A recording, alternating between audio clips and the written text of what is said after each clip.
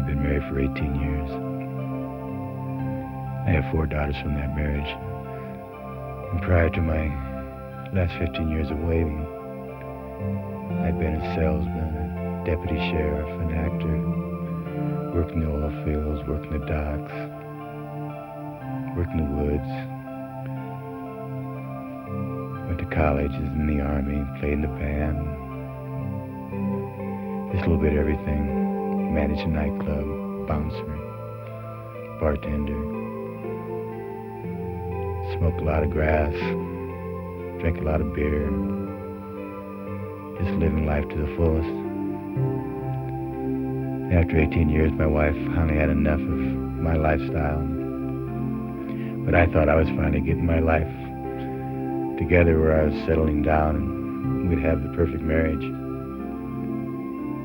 In our 18th year anniversary, we all went out on a picnic. And we had such a fantastic day, and that night we went home. So the next day, after thinking that everything was going to work out fine now, I came home and the house was empty. And I walked in that house, my heart was totally broken. I just didn't think I could live any longer. And I went to the door and I was going to throw myself in front of the streetcar. And I had my hand on the doorknob, and just like somebody hit me in the chest, knocked me to the floor. And I started screaming and crying. I said, if there's a God of any kind, I want to know. I just can't go any longer in this confusion. I want to know what we're all about. So I cried for several more hours, and I finally went off to sleep. And the next day I went for this walk, and I saw some guys playing football. I'd played a lot of football in my life, so I thought, well, maybe if I play football, I'll get my mind off my tragedy. So I started to throw a block in this guy, and I couldn't do it. I couldn't hurt him. At the same time I couldn't hit him, I stood up. When I stood up, I felt a breeze flow through me, an experience I'd never experienced before. It was so blissful. But my mind didn't relate it to anything spiritual or godlike. So about 3 weeks after that, and I did come to me years prior to this, I was doing summer theater up in Montana. And one day I was studying my lines, and all of a sudden it came to me that I should hitchhike blindfolded across the United States. I didn't know why, but I knew I had to do it. So also when we were out to California, I thought my goal in life at that time was to be an actor in film. So I thought, well, I can go out and devote my whole life to getting into films now, and I could do this hitchhiking blindfolded. So I went to the drugstore and got 2 patches of elastic on, and my brother took me outside of Boston, headed me going west. And I hitchhiked from Boston to Los Angeles flightless. And when I started the trip, I thought I was doing it to heighten our senses for the acting. And I wanted to prove that we could trust other people if we had no fear. So I would just stand in one place and the people come and pick me up, and they'd guide me to their car. And I always let them start the conversation. Almost without fail, they'd say, how'd you damage your eyes? And I'd say, well, I actually have eyesight, but I'm doing an in-depth research on our senses. And they'd say, what? Aren't you afraid somebody's going to hurt you, you know, or run into you? Or you crazy? I mean, these people they'll do it to you. I said, well, I want to prove that I can trust you, my fellow man, if I have no fear. And when I'd say that, they'd say, wow, that's beautiful. But it was my 3rd day out, and I'm standing in western Pennsylvania, and physically it was a cold day, and I was in this one spot for about 6 hours, and nobody picked me up. And you know, your body shakes so much and you get so cold, and I just couldn't take it any longer. And I reached up to take my eye patches off, and when I touched my eye patches, I heard a voice. And the voice said, stop, don't give up, keep doing what you're doing. And well, when I heard that voice, I just lowered my hands. And when I lowered my hands, all of a sudden I visioned myself out in an island out in the Pacific. And all of a sudden I became warm. When I became warm, I felt this energy come from within me. It just totally fulfilled my being. When I was totally fulfilled, I felt myself going outside of my body. All of a sudden, I was out there looking at my body still on the highway hitchhiking. And I knew then we were something more than just flesh. But my mind couldn't comprehend yet what I was experiencing. the totality of it. So the next person, I don't know how long this experience lasted, but the next person picked me up and I came back to my body, but I just kept feeling this bliss. So I got out to California and I got an agent, a man who I'd known years prior to this. And after this experience on the highway, my everyday life just became positive. I'd wake up feeling high, go to bed feeling high. So I was supposed to go down to New Mexico to get a bit part in the movie Bite the Bullet. But I didn't go down there. Instead, I just kept getting this urge to walk up in the mountains and fast. The Angeles Crest down by Pasadena. So I walked up in the mountains and I fasted. And on the third night of my fast, the answer came to me. I was experiencing God. And it was us. It wasn't just some power out there in a cloud someplace or in a book or in a church. We were here to experience that energy right here on this planet. And that's what our whole purpose on this planet was, to become one with that perfection. So when I had this awakening, I remember back, all of a sudden I remember back in 1959, it was the night before our third anniversary, and I was out with this other woman and I was drunk, and I had just dropped her off, and I was on my way home and I was feeling so guilty because Bonnie was so good and I was so rotten as far as our standards were concerned in our society. And I got my car going about 85 miles an hour, 90 miles an hour, and I was up in the Black Hills in South Dakota working in the woods at the time. And I crashed my car into these telephone poles and these guardrails. And the car came to a stop about 6 inches from the edge of this cliff. And the whole front car, the car was demolished. The motor was setting up on my lap. And I didn't get a scratch. But I made a promise that night, and I heard a voice that night that took me all these years to remember that voice and what the promise was. And the voice said, there's more for you to do. And the promise was, God, if I ever find you, I'll devote my life in sharing that with others. So I'm standing on top of the mountain. I said, what am I to do? And that inner voice said, start walking and be love. And no matter what anybody does to you, always love them back, and you'll be guided what to do. At the same time this awareness came to me, all of a sudden, all this wisdom started coming to me. The answers of the confusion I've been going through, all of a sudden things became clear. And I'm laying there, with all this wisdom coming forth, and all of a sudden I look up and there's a man standing there. And the man says, I don't know what it was, he said, but I was camped down the side of the mountain. And I looked up around where you were laying, there was light all around you. He said, I was really scared, so I come up here to see what it was, and I come up and saw it was you. And then he walked away. When he walked away, I rolled up my sleeping bag. I had dug a hole, and I was laying down in this hole and had the dirt over me because it was cold up there. So I walked out of the mountains. I walked for about a month around Los Angeles, and that time I was painting houses. The last thing I did for material,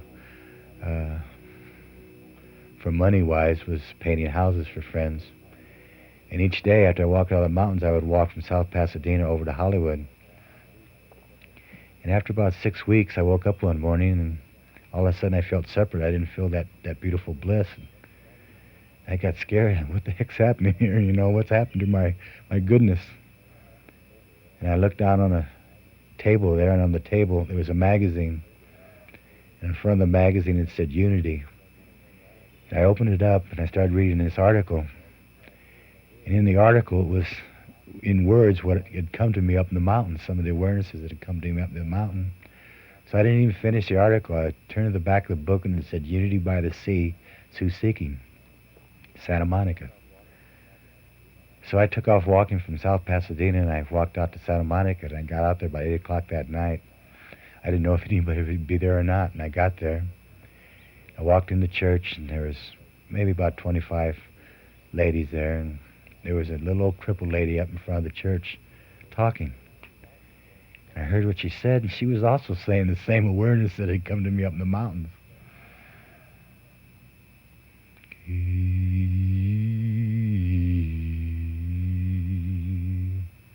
I love you.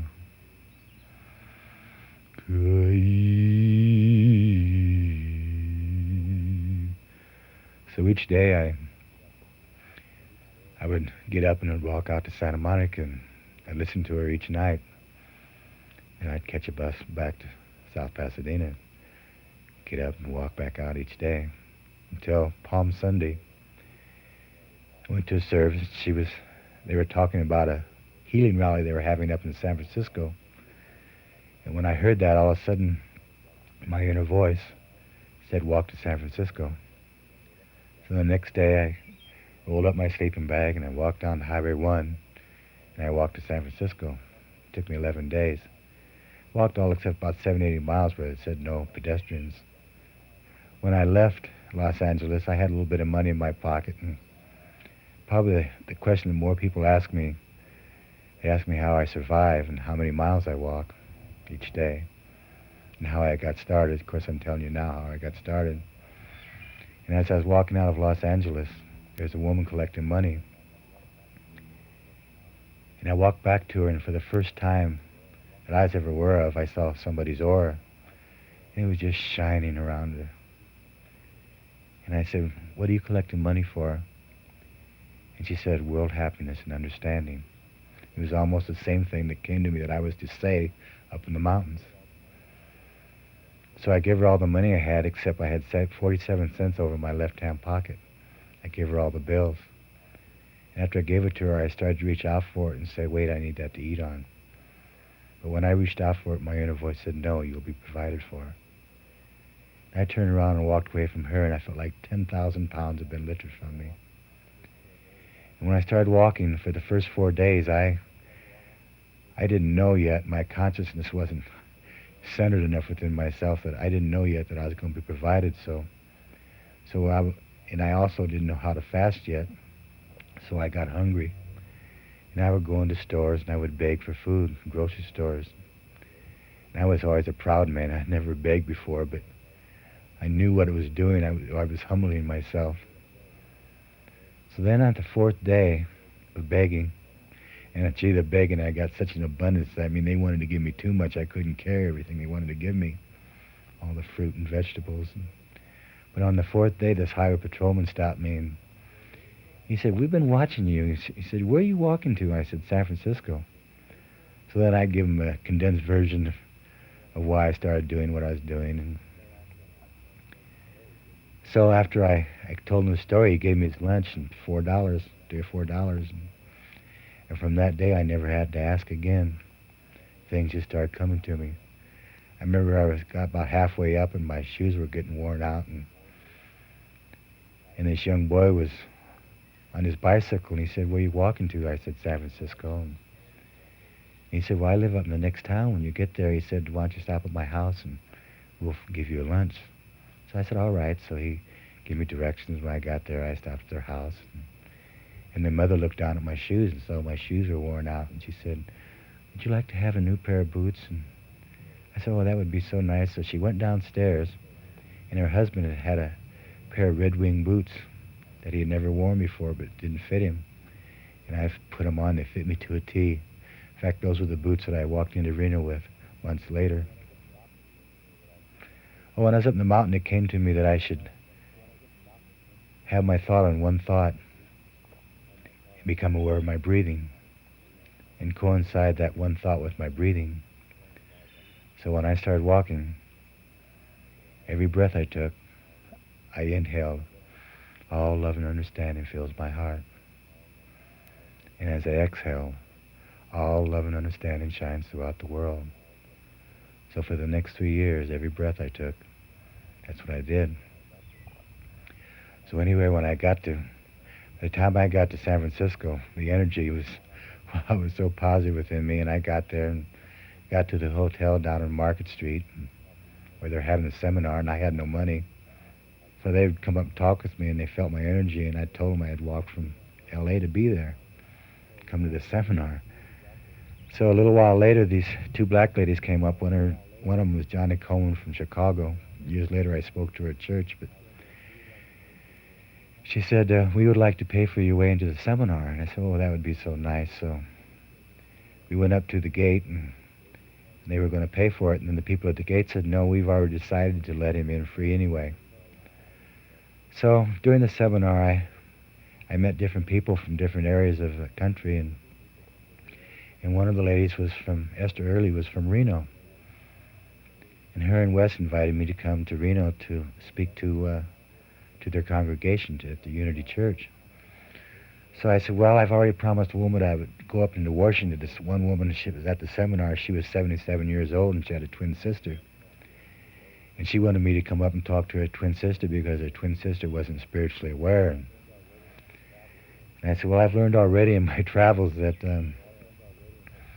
somebody's not aware. Just because you met me and you get excited about what I'm saying, that doesn't mean your sister wants to hear what I have to say. I said, but I'll go anyway. So I got up to Seattle a few weeks later, and by that time I wasn't walking all the time. I would walk, and then when people offered me a ride, I'd take a ride. It seemed like I started walking about 20, 30 miles each day, though.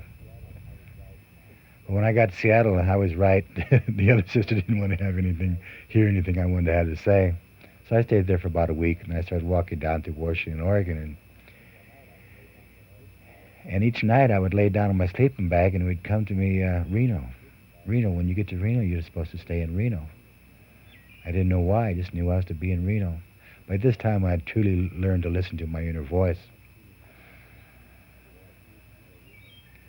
So about 2 weeks before Reno, I was walking down the road, and all of a sudden one day I crossed the highway and started walking against the traffic. And I started waving. I waved all day long. I remember that night when I laid down to go to sleep. I remember writing in my tablet, gee, I must have allowed hundreds of people to smile today.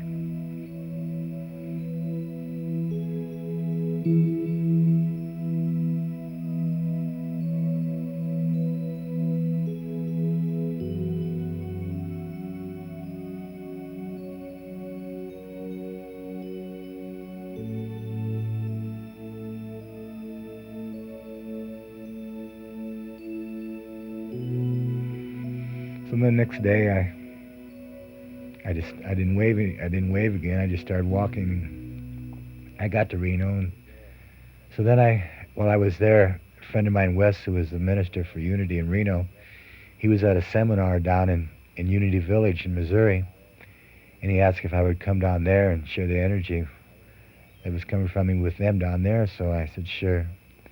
So I got down there, and the seminar lasted for a week down there. It was a seminar for all the ministers from Unity around the country. So I didn't go into the classes, but each day Wes was staying in a motel about 15 miles away from Unity Village, and I would get up, and he would drive to the seminar, and I would walk each day. And I'd get there, and I would sit in the rose garden and chant and meditate. Well, I guess at that time I wasn't really chanting yet. I was still verbalizing the love and understanding. So that was my verbal chant at that time. So the day before the seminar ended, I was walking through this lightning storm, this rainstorm, and God, it was coming down so heavy, it was like I was walking in a lake. But as the lightning was striking and the thunder, and all of a sudden it came to me, I was to give these ministers a message. I didn't know what I was to say, but I knew I was to say something to them. So I got there and I walked up in this auditorium, and there were several hundred ministers there, and here I am with just a pair of Levi's on and no shirt on, soaking wet, and I walk up on the stage with the water slushing in my boots, and I tapped this man on the shoulder that was speaking, and I said, I'm to give these people a message. And his first reaction was in his eyes, and like, get out of here. But then he looked into my eyes, and he saw where I was coming from, and he stepped back. And I stepped up to the mic, and I said something to the effect that, bless you, my brothers and sisters. I know you're aware of the presence of God within, but don't try so hard, just flow with it. And then I walked out. I saw Wes later, he said, and after I walked out, there's about 10 minutes of silence. Then all of a sudden, there was just an uproar of applause. And I guess what had been happening was in their seminar, these people knowing the truth, they were trying so hard to get this truth out, that they were trying so hard to get it out that dissension started within themselves. So I guess they didn't hear those words, just, take it easy. It's going to be done. So I've had a lot of Christians over the years ask me if I've been baptized. And to me, this day was my baptismal. I went out in the rose garden, and the rain had stopped. And I sat down by this fountain, and I reached down and I took mud. I put mud all over my face and all over my top body. And I sat there for about 20 minutes. And I stepped up into the fountain, and I submerged myself in the fountain, and I cleansed myself of all this mud. But when I cleansed myself of all that mud, everything that I'd ever done, and believe me, I'd done plenty what man calls sin. And I had a lot of guilt, but all that guilt was released. And I realized then that everything I'd ever done was to know my God, myself, was to know thy will.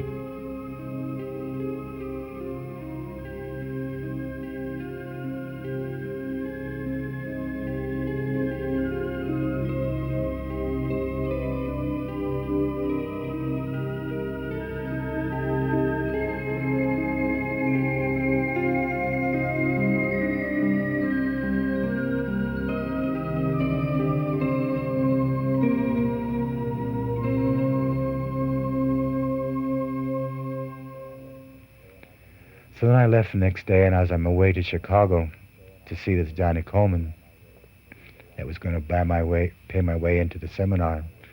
She was a minister at a big church there in Chicago. But on the way there, I was up in western Iowa, and so I rolled my sleeping bag out, and I'm laying there, and all of a sudden my inner voice said, "Go back to Reno." But my outer voice said, "No, I'm going to keep on going to Chicago."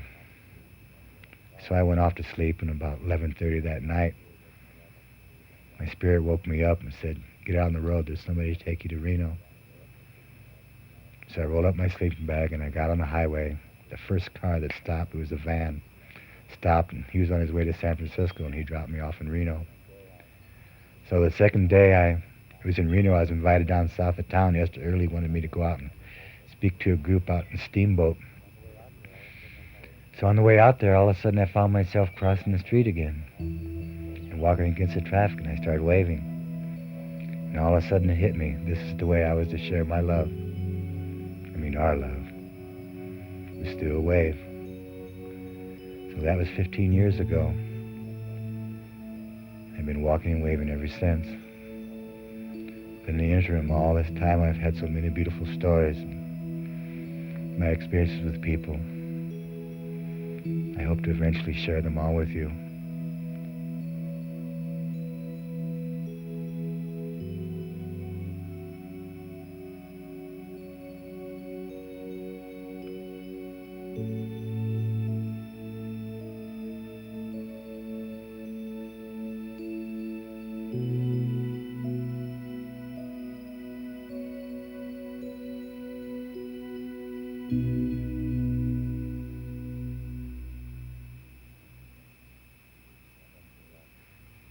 After about 3 years of walking and waving, I was walking down the road one day, and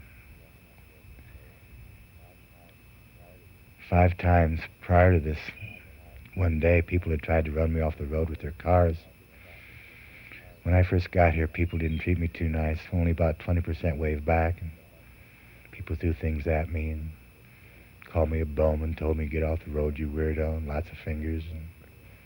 But I knew I was to just keep sending them love no matter what they did back to me. So I just kept sending them love. Each day, less and less people started doing the bad things and started loving me more. For those 5 people that tried to knock me off the road, 4 of those times I was aware that they were there, and they kept coming at me, and I just kept sending them back love, and the last second they'd veer off.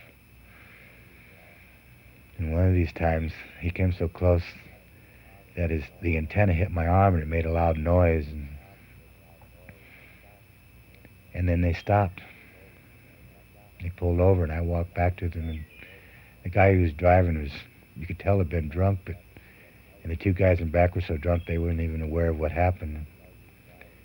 But the guy who was driving, he just sat there with his head over the wheel.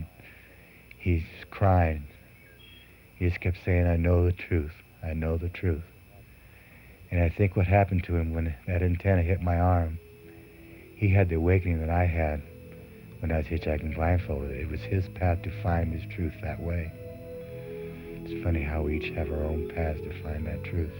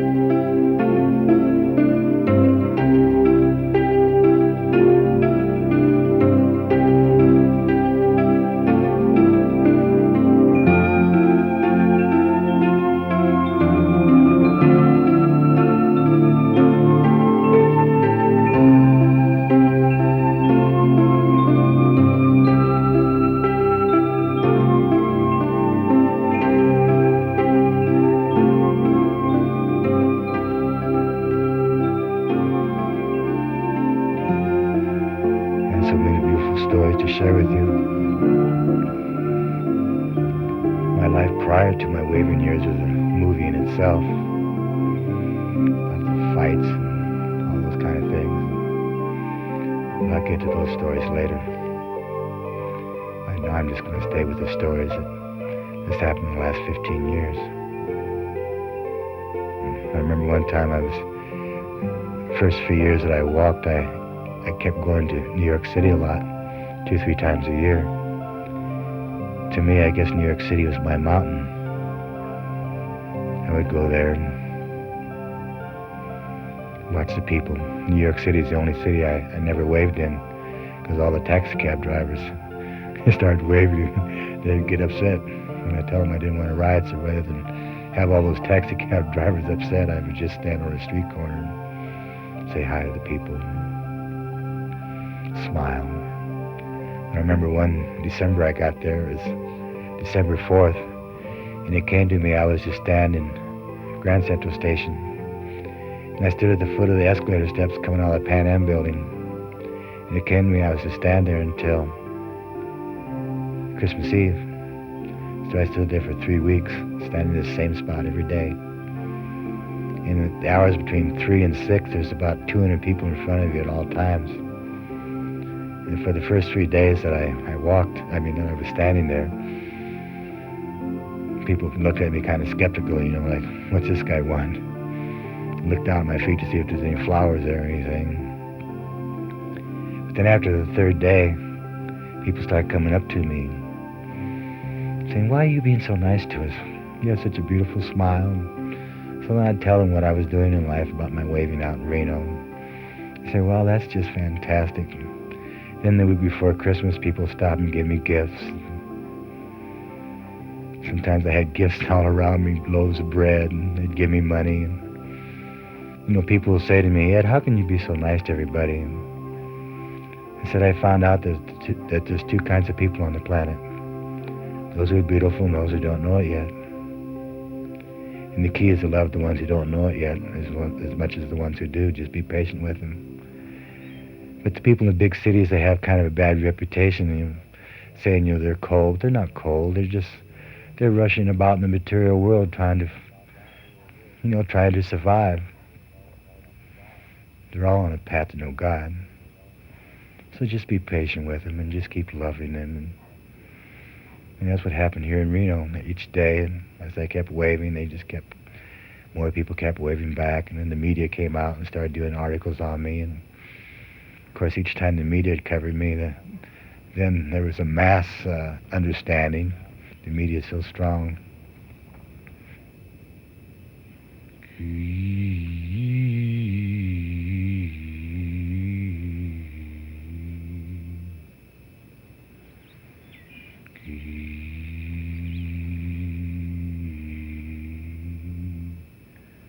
Remember about 10 years ago, I was down in New Mexico, and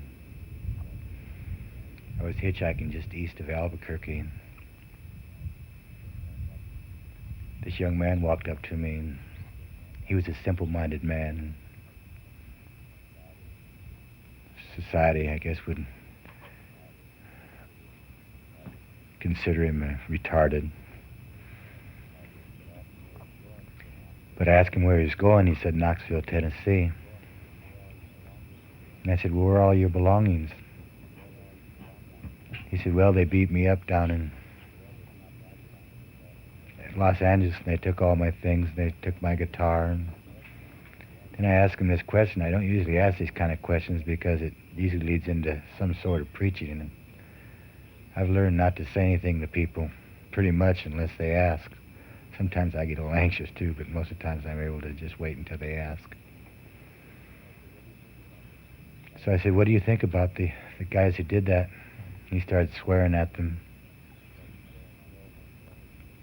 I said, oh, my friend, for your own peace of mind, I said, just attempt to love them and forgive them for what they did. When I said forgive them for what they did, he started crying. He said, oh, I love people so much. He said, but nobody loves me back.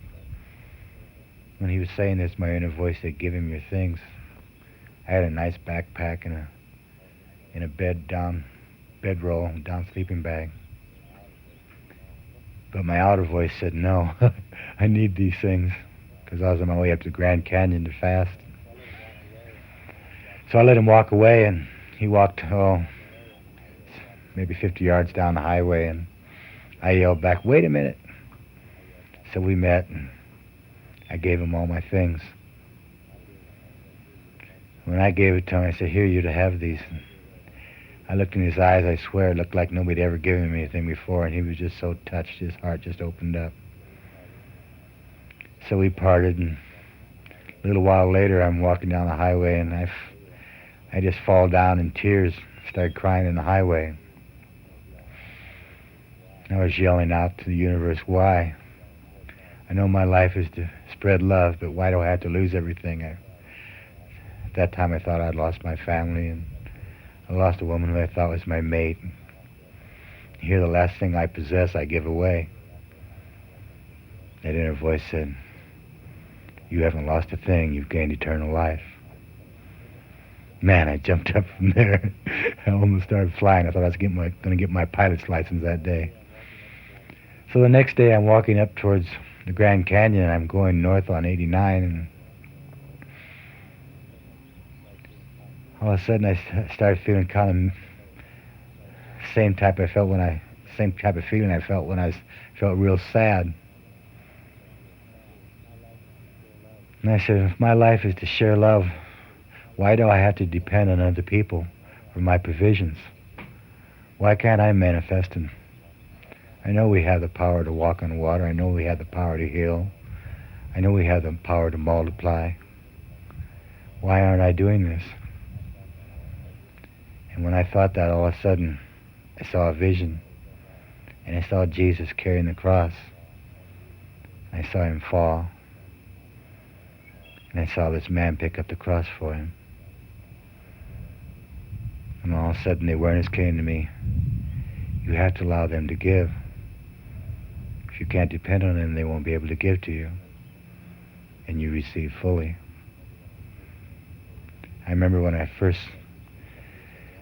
started, first couple years I walked, when people would want to give me things, I would, out of our programming, because we're so programmed to think that it's better to give than it is to receive.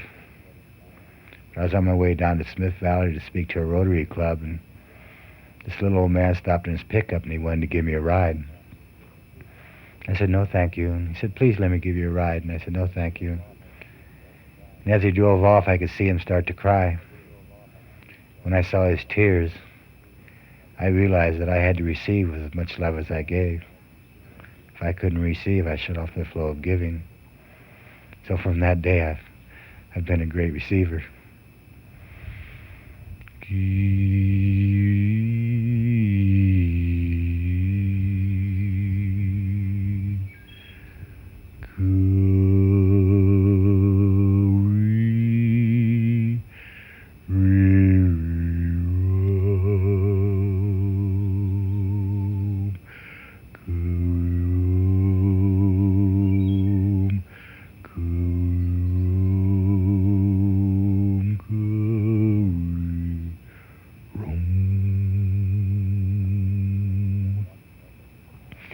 So I'm walking north on 89, and after I had this vision, all of a sudden this guy stops and picked me up. And I had a pair of Levi's on and no shirt, and he looked at me and said, well, get in anyway.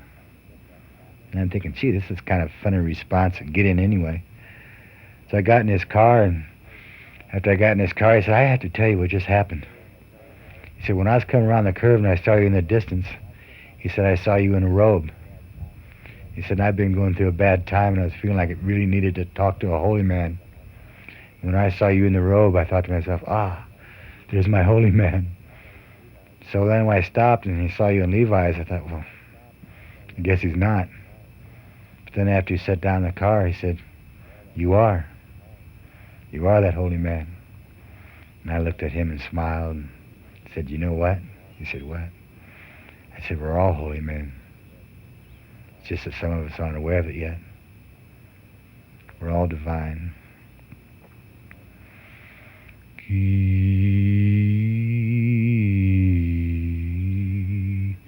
There is no separation.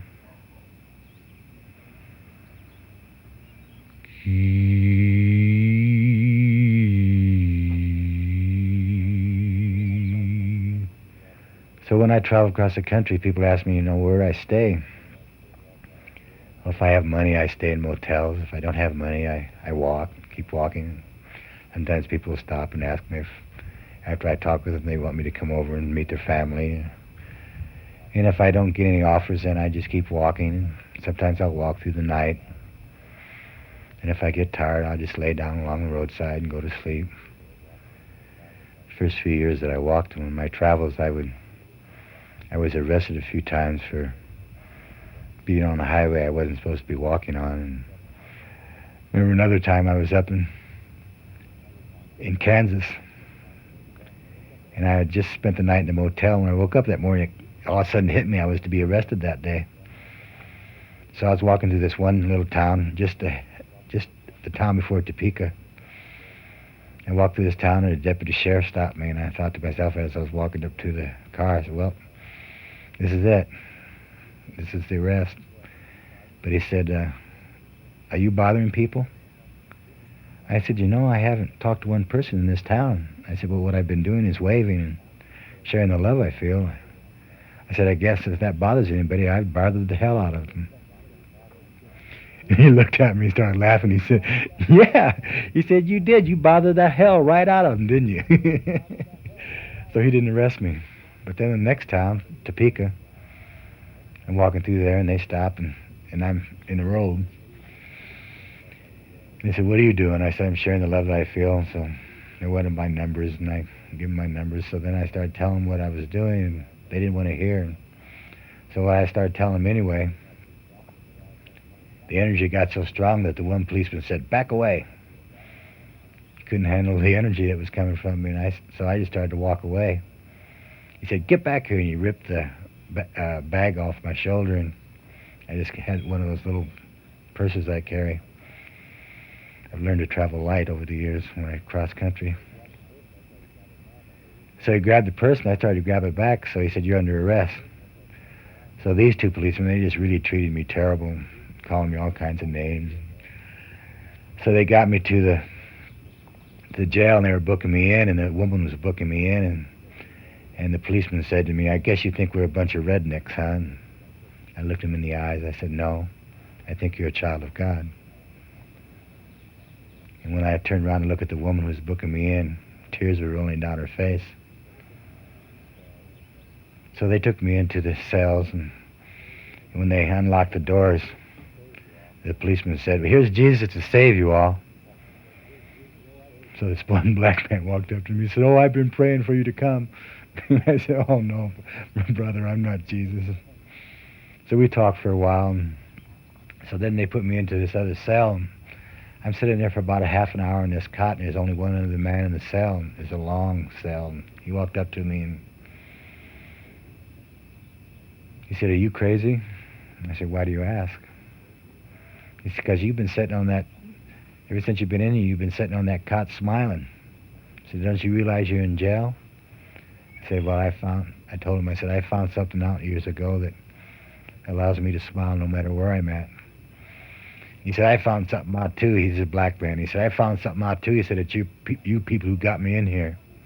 And he drew his fist back to start to hit me. And when he had his fist back, I looked into his eyes, and I said, I love you, my brother. I said, where I'm coming from, there is no skin color. And he dropped his arm, and he walked away. And about 10 minutes later, he started crying. He said, oh, please help me, please help me. He said, I love people so much, but and like he said, like the other man down in Mexico, he said, nobody loves me back. He said, I don't understand. He said, I'm 43 years old, and I spent 18 years of my life in prison. He said, I'm going back now again. And I said, I said, I found out that each of us are on individual paths to find our God. I said, so undoubtedly it's your path to find God behind bars. I said, but once you find that truth, I said, you'll never be imprisoned again. And I said, what are you going back to prison for now? He said, well, I just got out 3 days ago. And they arrested me last night for warrants I had before I was in on the last 3 years stretch. He said, I'm going back. And then these other prisoners in the other cells were listening to our conversation. They said, yeah, he's going back. So then I said to him, you don't really have to go back. He said, what's your thought about the man who's going to sentence you tomorrow? He said, that son of a bitch is going to send me back. I said, that's why it's possible you could go back, because you think he's a son of a bitch. I said, realize that everybody on this planet's a child of God. The guards, the prisoners, everybody you've ever come in contact is a child of God. So I said, see love into him right now. He said, I can't love him. I said, you don't have to. I said, let's just start saying these words. All love and understanding fills my heart.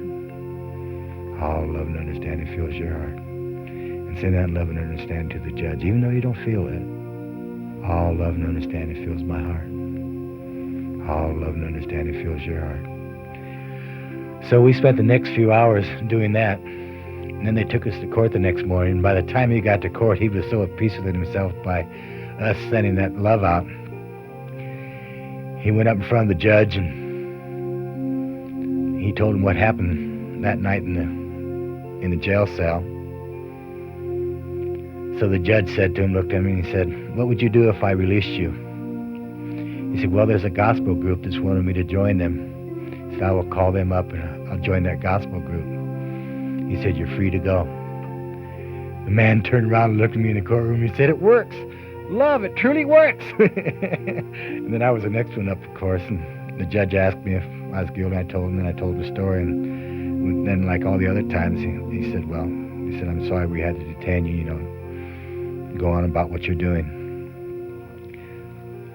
So I went on up to, 2 days later, I was to speak at a church up in Lansing, Michigan. So I got out of jail, went up and spoke to the church at Lansing, Michigan.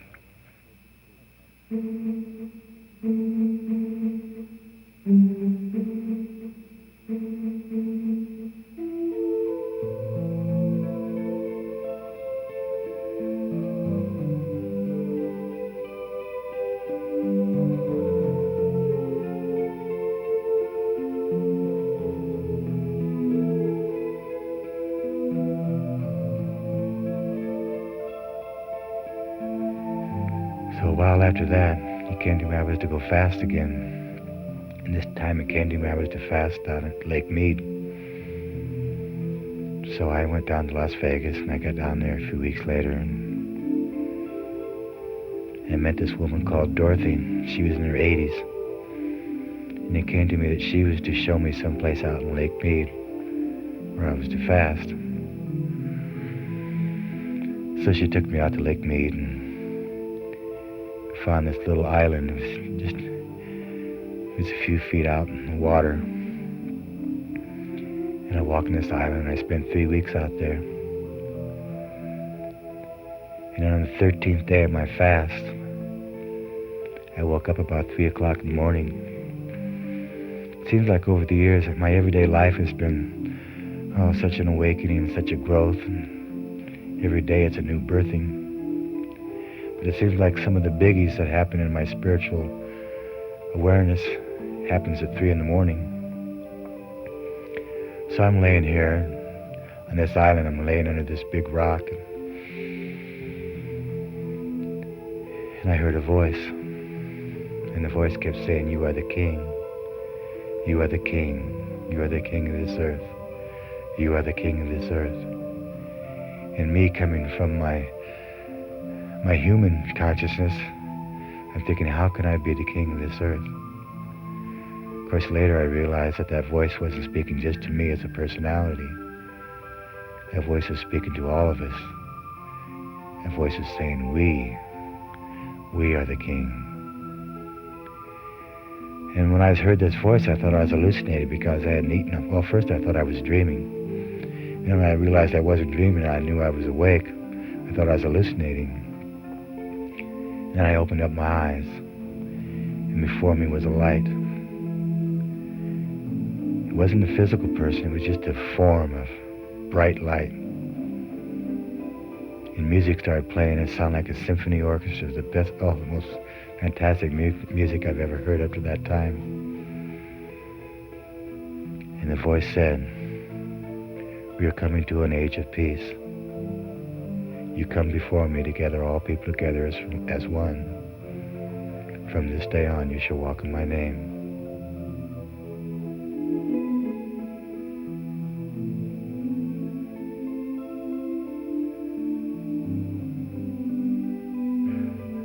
So the light stayed. All of a sudden the form went away, but the light still stayed. And just before the sun came up, I realized that light was coming from the star in the east. And then it became light.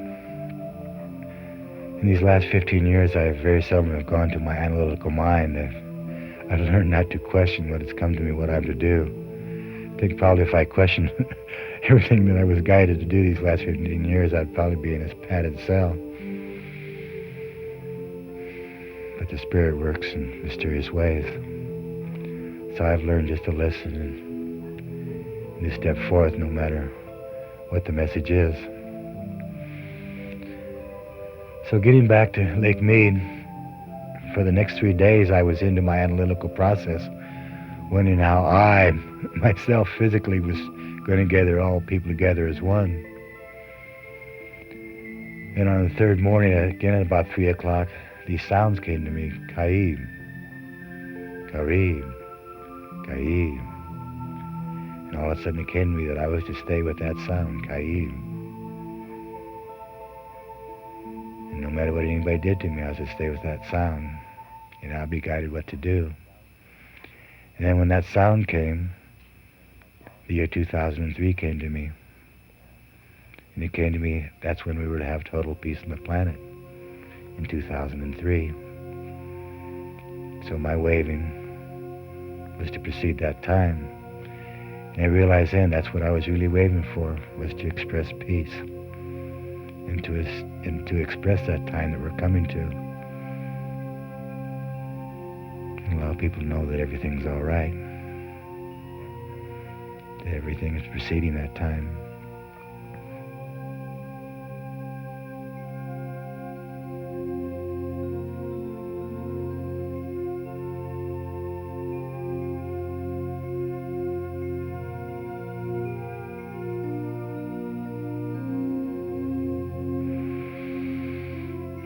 My friends, I love you so much. One day we'll all love one another as one. Until that time happens, let's each one of us do as much as we can just to love them, no matter what they're doing. See that love and understanding in all. I love you. All love and understanding fills our heart. All love and understanding is shining throughout the world right now.